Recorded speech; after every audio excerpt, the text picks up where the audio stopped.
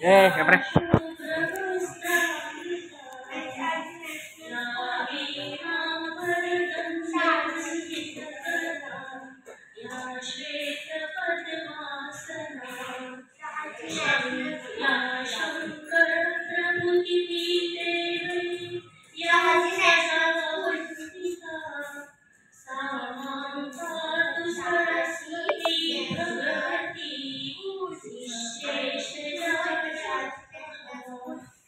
या श्लोकाचा एक थोडक्यात मी अर्थ तुम्हाला सांगते.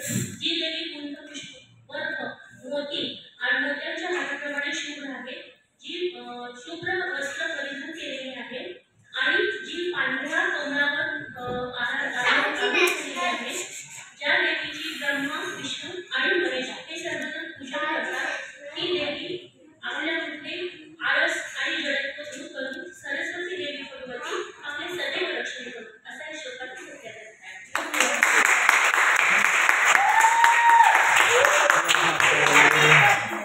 खूपच छान अशी प्रार्थना त्यांनी त्यांच्या प्रार्थनाद्वारे सगळ्यांचे उत्साह देखील वाढवले. त्यांचा खूप खूप आभार.